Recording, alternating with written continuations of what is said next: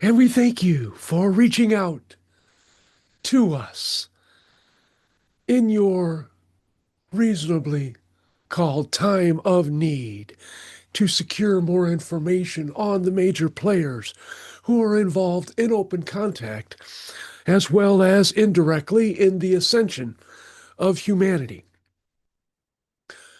You must understand this is a long term project.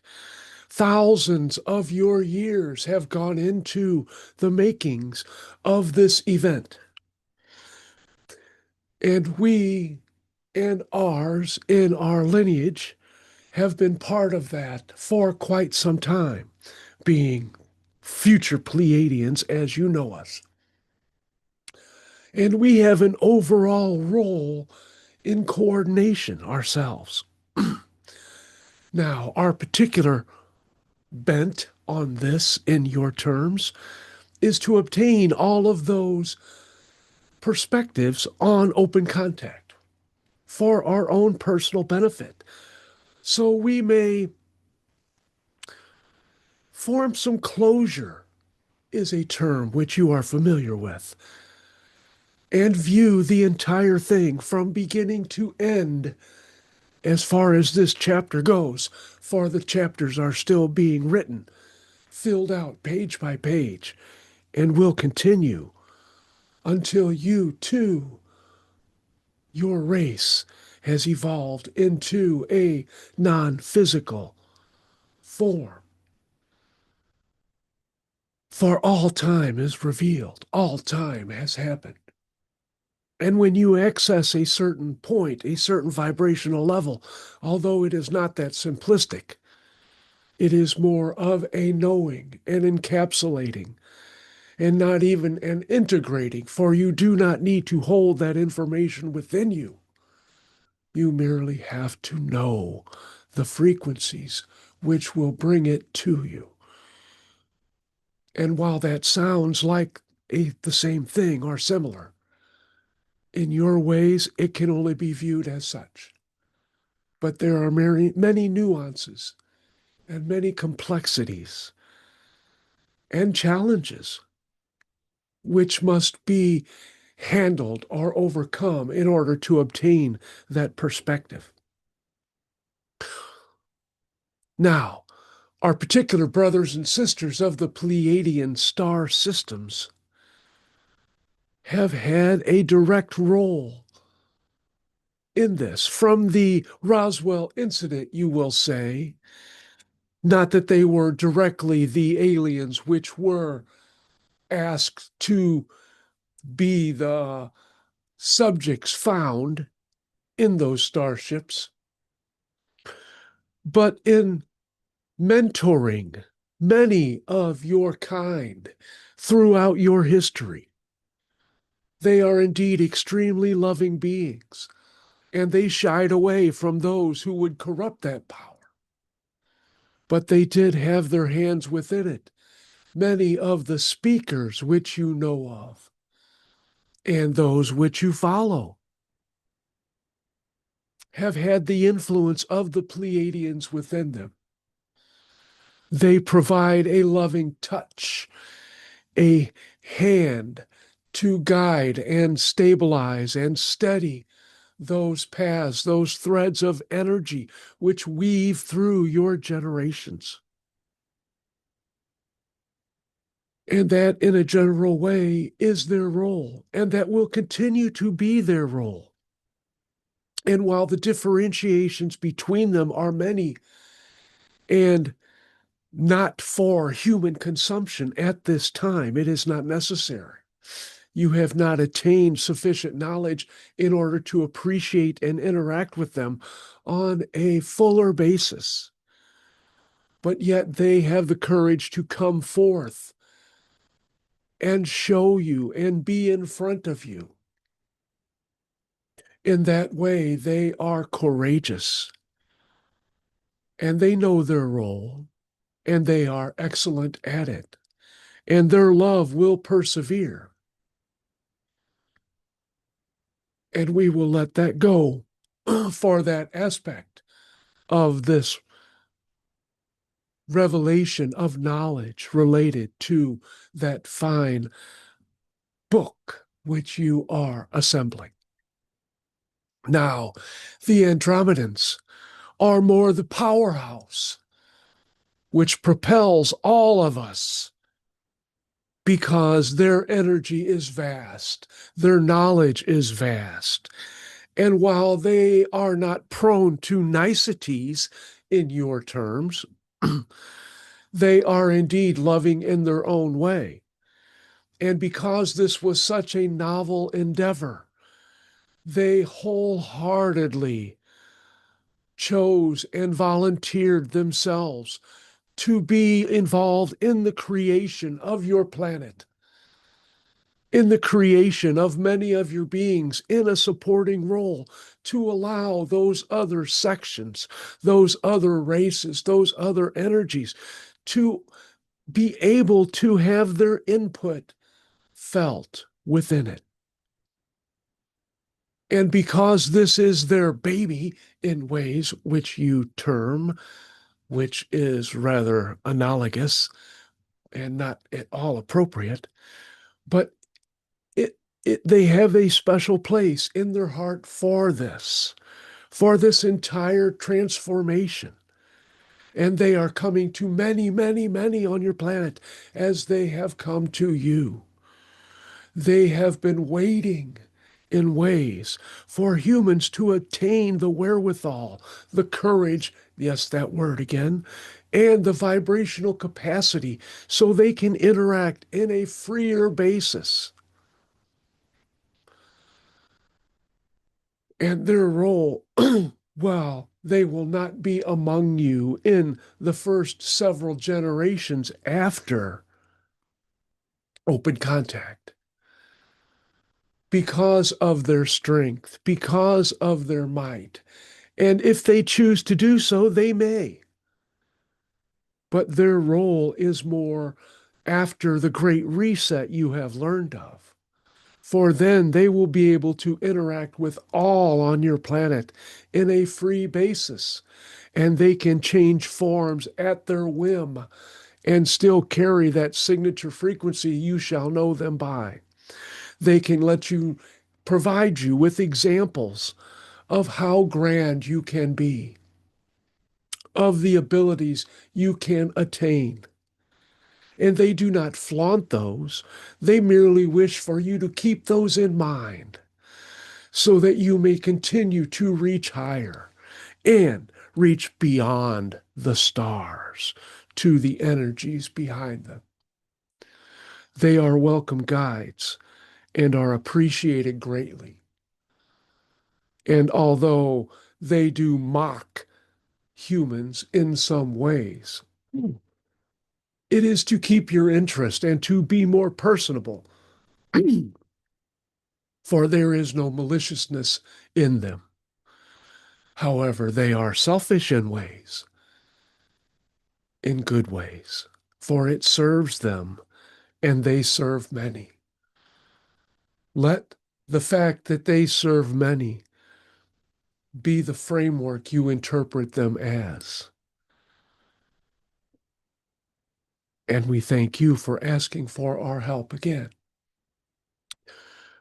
The Lyrans are a wonderful, wonderful ancient energy which does not approve of or sanction or participate in conflict. They have no need to. They too have great power, but they use it in a subliminal or subtle way. They urge, they guide, they never demand. They accept, and they will wait as they have waited for all of the time that your planet has been in existence. But they reach out to many races. They have their so-called fingers in many developing societies, like the master baker who is helping his students, telling them add a little bit here, maybe a little bit longer. Does this taste right to you? They are always sampling and urging those individuals and those societies and planetary systems to reflect on where they are and where they would like to go and the changes that they will need to get there. And they are more than willing to help, but you will find that they prefer that you learn those lessons yourself, that you accept their guidance and see where it goes, to see those results and take ownership of them. That is one of the reasons why humans have to be shown and have to be reasoned with, and why no one is going to give you all of the answers. It would not serve you. And that is their influence. And that is their influence in why you are, humans are, the way you are. Because you do not take stuff for granted, because there is a part of you that wants to know the backstory, that does not want the simple answers, that wants to figure it out. And that is a main role in your densified reality. For outside of it, all is known. There are still challenges. And when we say that, know that it is not that there are not secrets in that way, but there are not. But it is just an expansion and ability to hold and not to manipulate and not to integrate, but to form and reform from the information which is available, which helps to expand and forms the challenges of those particular races. Now, the Yaels, as you know, are superb at matching humanity in many ways, partly due to their being related to you. And they take special care of your precious hybrid children and other beings on your planet and guide them. They are indeed a very loving race. And as the fourth of the hybrid races, more was learned with each manifestation of them. And although they are all perfect in their ways,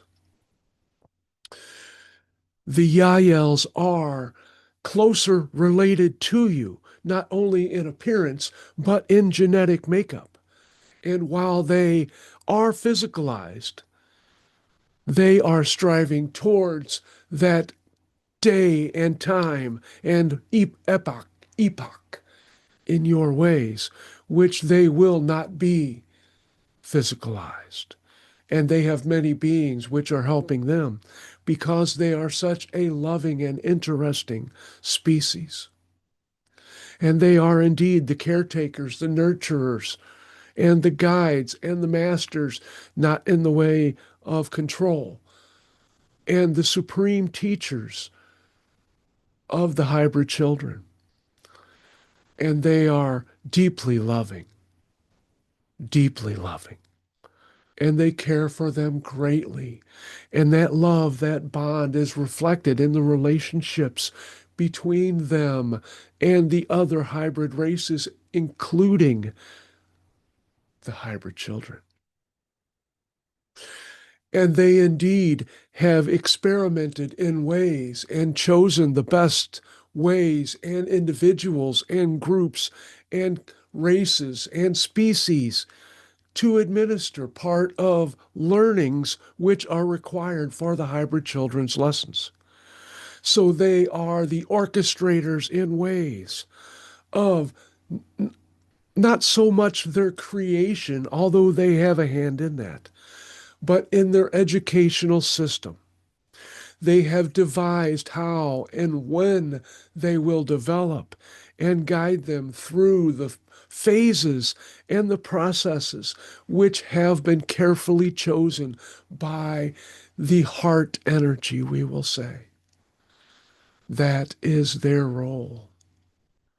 They are masterful at it, and they wish to love you more And they really look forward to coming in and having those personal interactions with humans. And they have been silent for the most part to let others who are more experienced in those ways have their efforts to come first. It is the natural flow of things. It is not that one is better than another. It is choosing the right tool, the right energy for the right situation. And when their time comes, they will be integrating amongst you and laughing and sharing in your unified consciousness and touching your hearts as well. And while, yes, there are many other races which are involved, we are going to end this little lesson here for you. And we do appreciate you reaching out to us. And while we do not desire that you do so more, you would find it beneficial, for we have knowledge to share, and you are equals with us, even though our forms are distinctly different, if you consider us having forms. And keep on with your mission. It is well that you know your path, and you have followed it so passionately, and you will not stray, and things are coming to you that are befitting of your role that you have chosen. And although you know what it is, you cannot know fully what it is. You are not at that juncture. It has not unfolded in those ways. And we will leave you to your physical linear day and know that we care for you greatly and your mission. And we are with you every step of the way. And should you call upon us, we will be here. And we recede.